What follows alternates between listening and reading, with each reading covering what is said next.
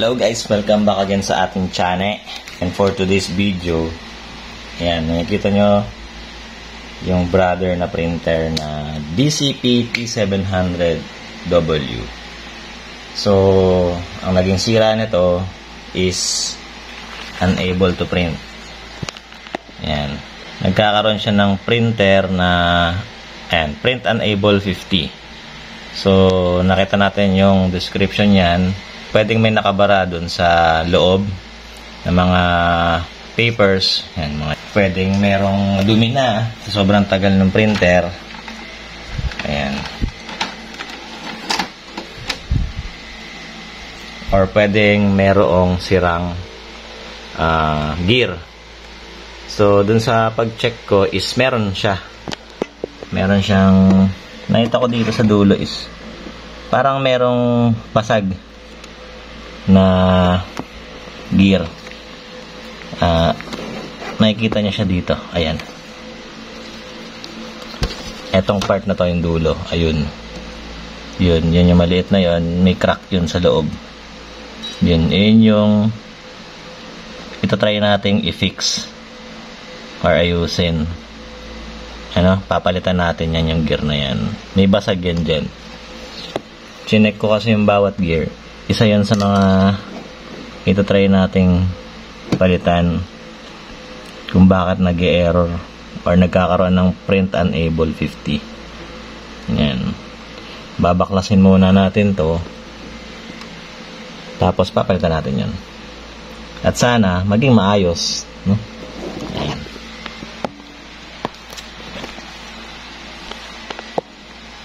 Ito yung binili ko sa online. Wala siyang crack. Medyo maayos naman. Kaya try nating palitan. Usually, ito may kasama tong plastic na parang disc. Mamaya makikita nyo sa loob. Meron yun doon. So, ito lang binili ko. Kasi, pwede naman nating ilipat yung disc na yun dito. Okay, let's go!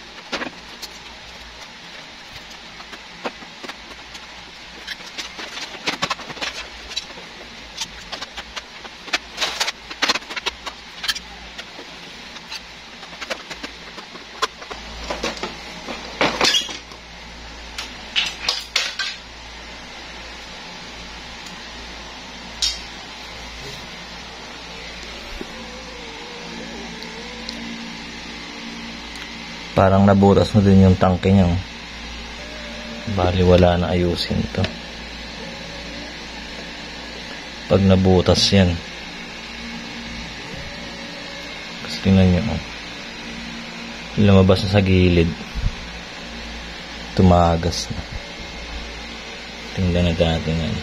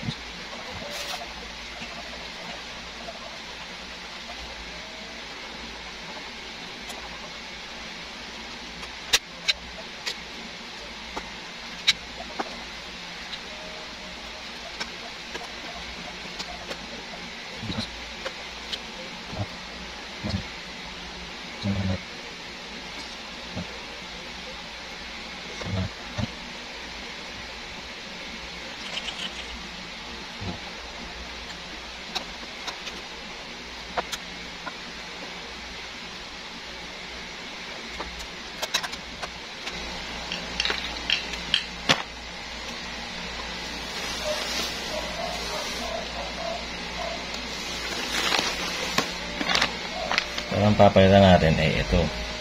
Yan mismo. Yan talaga dapat yung target natin. And then, nalaman natin yung sira yung tangke, papalitan na rin natin yun. Unti natin itong ugutin.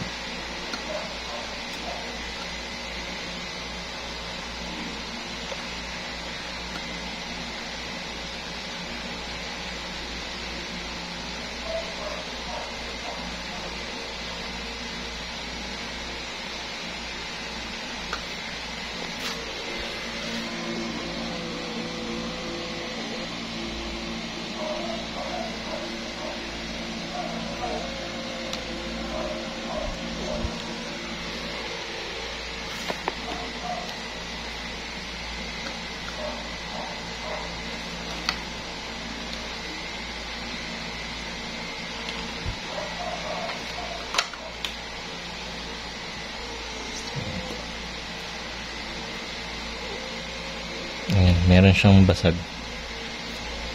Ayan. Basag siya, oh. Ayan. Tingnan natin kung dyan ang gagaling talaga yung problema.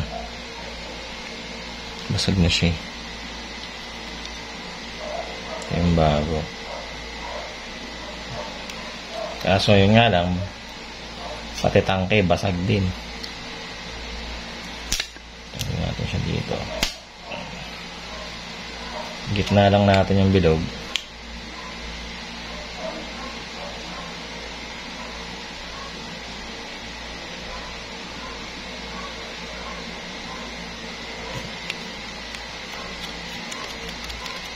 Dapat lang natin yan.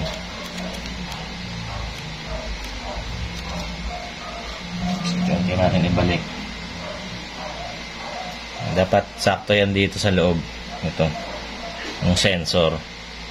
Pag binalik natin yung disc. Dito. Sa loob. Tapos, unti natin i-shoot. Dahan-dahan lang. Kasi bago to, mahirap ipasok to eh.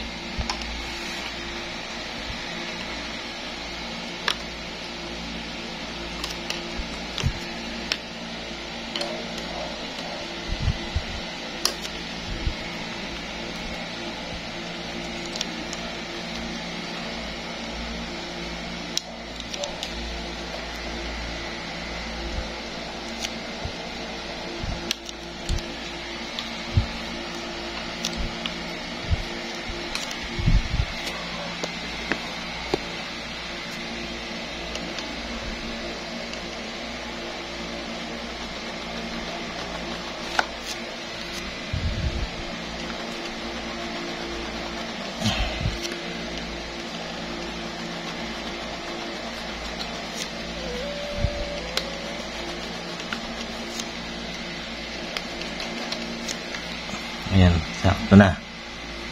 Yung bakal.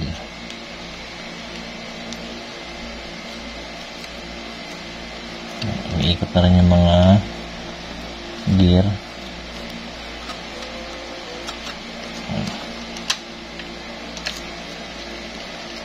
Ang susunod na naman natin ayusin dyan pag nakabili tayo ng bagong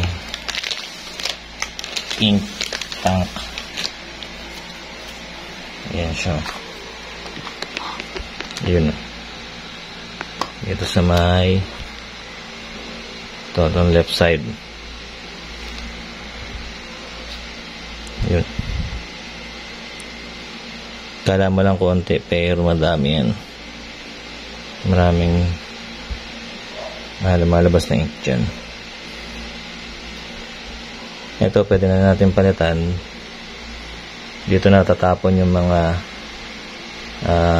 ink na pina-flush natin sa mga cleaning.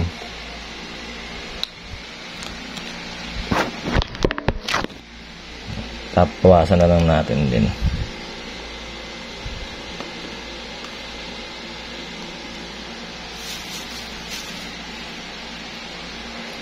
Kahit bulak na lang to.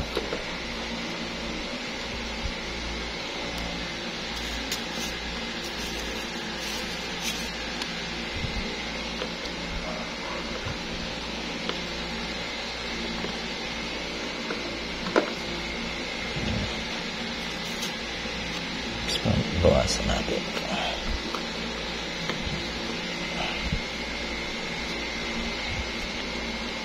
Para kahit pa paano, may kaunti pa.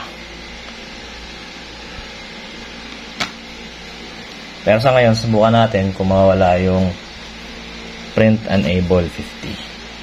So, ibalik lang natin ulit sa lagayan to, sa kaha niya. Okay. Let's go. Yan, di pa natin binalik ng maayos, pero try natin kung mag-clear na ba yung print unable 50. Saksak lang muna natin yan. Yan. Tingnan natin. So, nag-standby siya. Try natin yung resume.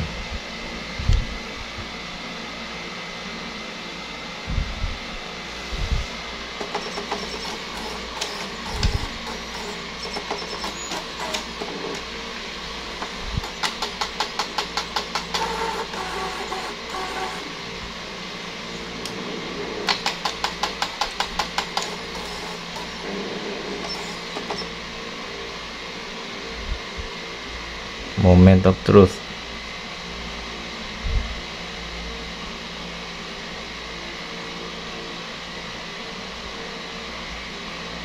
Pag init unable AF, siguro dahil wala yung scanner.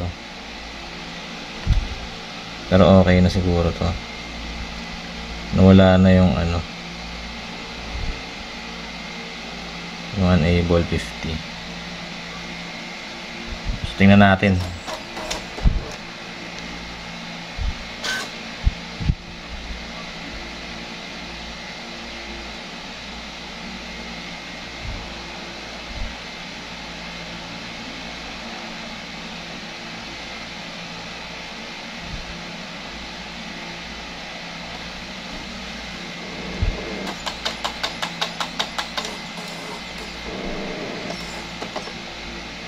Meron pa rin siya.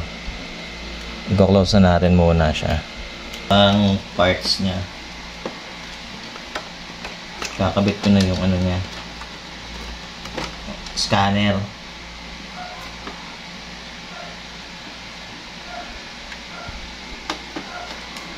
Yung pinakatakip niya.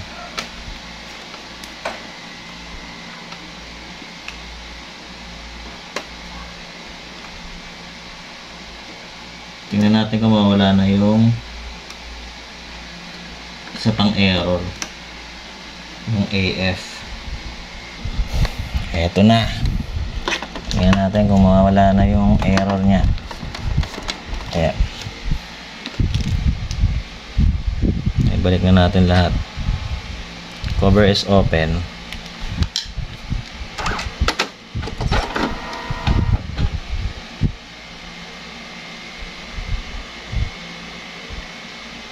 See, nawala na yung error.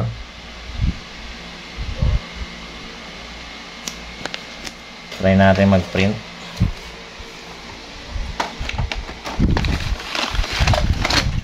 Problema na lang natin is yung ink tank na naman. Kakainis. Yung ink. Pag test print natin dito, kasi wala pa siyang ink, gawa nga ng